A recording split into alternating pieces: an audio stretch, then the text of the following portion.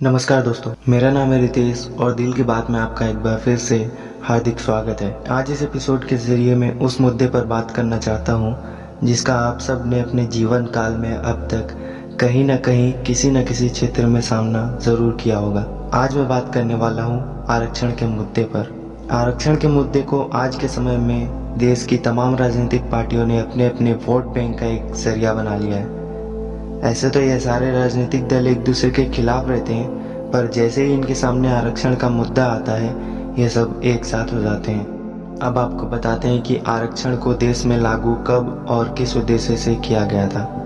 दरअसल दलितों के मसीहा कहे जाने वाले संविधान निर्माता डॉक्टर भीमराव अंबेडकर का मानना था कि यह अनुचित है कि बहुसंख्यक जाति अल्पसंख्यक समूह के अस्तित्व से इनकार करे, लेकिन ये भी उतना ही अनुचित है कि अल्पसंख्यक हमेशा अल्पसंख्यक ही बने रहना चाहे। डॉक्टर अंबेडकर इस बात के सख्त खिलाफ थे कि समाज का कोई भी अल्पसंख्यक तबका हमेशा के लिए अल्पसंख्यक ही बना रहे। इसलिए डॉक्टर अंबेडकर ने संविधान सभा में यह प्रस्ताव रखा था कि अनुसूचित जातियों और अनुसूचित जनजातियों को शिक्षण संस्थाओं और नौकरियों में सिर्फ 30 या 40 वर्ष तक ही आरक्षण दिया जाए। इसके साथ ही ये प्रावधान भी हो कि इस अवधि को किसी भी सूरत में बढ़ाया नहीं जाए।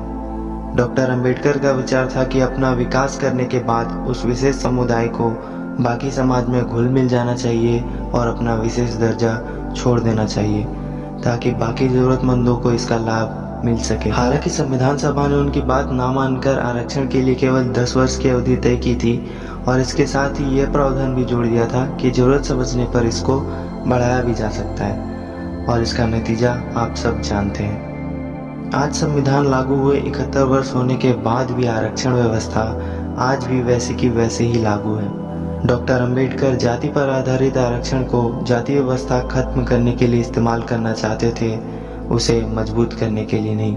लेकिन स्वतंत्रता के बाद का इतिहास बताता है कि पिछले 71 वर्षों में जाति व्यवस्था टूटने के बजाय और ज्यादा मजबूत हुई है। डॉक्टर भीमराव अंबेडकर का नाम लेकर आरक्षण की राजनीति करने वाले लोग देश को अंधेरे में रखते हैं, क्योंकि वो डॉक्टर अंबेडकर की बातों को पूरी तरह से ना तो आपको बताते हैं और ना ही उनका पालन करते हैं। असल में डॉक्टर अंबेडकर ने क्या कहा था वो मैंने आज आपको बताया है, और इस देश में बहुत कम लोग हैं जो असल में ये बात जानते हैं कि डॉक्टर अंबेडकर आरक्षण को लेकर असल में क्या चाहते थे। जिस आरक्षण व्यवस्था की शुरुआत पिछड़े समाज की तरक्की की भावना से की गई थी उसे अब अधिकार समझा जाने लगा है। हालांकि अभी हाल ही में सुप्रीम कोर्ट ने यह कहा है कि आरक्षण किसी भी जाति का मौलिक अधिकार नहीं है और आरक्षण देने से इनकार करना किसी भी संवैधानिक नियमों का उल्लंघन करना नहीं कहा जा सकता। आपको ये भी बता दें कि देश में अभी कुल आरक्षण 49.5% है, जिसमें SC वर्ग के लोगों को 15%, ST को 7.5% तथा OBC को 27% आरक्षण मिलता है। इसके अलावा आर्थिक तौर पर कमजोर जनरल कास्ट के लोगों को 10% आरक्षण मिलता है, जो कि भी हाल ही में शुरू हुआ है। एक अनुमान के तौर पर देश की 70 से 75% आबादी आरक्षण के दायरे में आती है। ध्यान दीजिएगा, 70 से 75% लोग यानी कुल जनसंख्या का आधे से भी ज्यादा लोग आरक्षण पर निर्भर करते हैं। इसमें वो लोग भी शामिल हैं जो आर्थिक तौर पर पूरी तरह से संपन्न हैं, पर वो फिर भी आरक्षण का लाभ उठाने से नहीं चूकते। यहाँ आपको बता दें कि जिस OBC परिवार की सालाना आय 6 लाख या उससे अधिक होती है उन्हें आरक्षण व्यवस्था का कोई लाभ नहीं मिलता।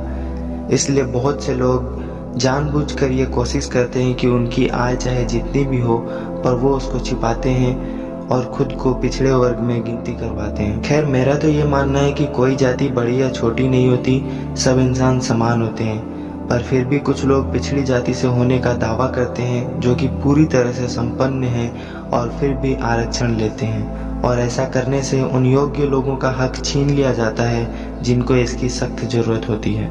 और इन सब का सामना एक छात्र को अपने जीवन में कई बार करना पड़ता है, जब उसके 85% अंक लाने के बावजूद भी उसका दाखिला किसी बड़ी यूनिवर्सिटी या कॉलेजों में नहीं हो पाता है, जबकि एक पिछड़ी जाति का छात्र 60% अंक लाकर भी उस यूनिवर्सिटी उस कॉलेज में दाखिला करवा लेता है। और हम हमेशा यही सोचते हैं कि हमारा देश विकसित क्यों नहीं है या विकसित क्यों नहीं हो पा रहा है। अरे जब देश की बागडोर काबिल की जगह सिर्फ कामयाब लोग ही संभालेंगे तो देश का विकास कैसे संभव हो पाएगा। अतः देश का विकास के लिए ज़रूरी है कि काबिल लोगों को ही उसकी बागडोर दी जाए, तभी देश विकास के पथ पर आगे बढ़ पाएगा। तो दोस्तों, दिल की बात का आज के एपिसोड में ये थी मेरे दिल की बात जो मैंने आपसे कही। और मैं फिर से ये बता दूं कि मैं किसी जाति या धर्म के विरुद्ध नहीं हूँ, मैं किसी कानून के खिलाफ नहीं हूँ। मेरे अंदर जो बात दबी थी आरक्षण को लेकर, वो मैंने आज आपके साथ बयां किया और मैं मानता हूँ कि आप इस बात से भली भांति सहमत होंगे। और अगर आपके दिल में भी आरक्षण को लेकर कोई बात हो तो वो आप मुझे इंस्टा पे या ईमेल के जरिए भेज सकते हैं, और आप चाहे तो कमेंट बॉक्स में भी अपनी राय दे सकते हैं। ये वीडियो एंड तक देखने के लिए आपका बहुत बहुत धन्यवाद।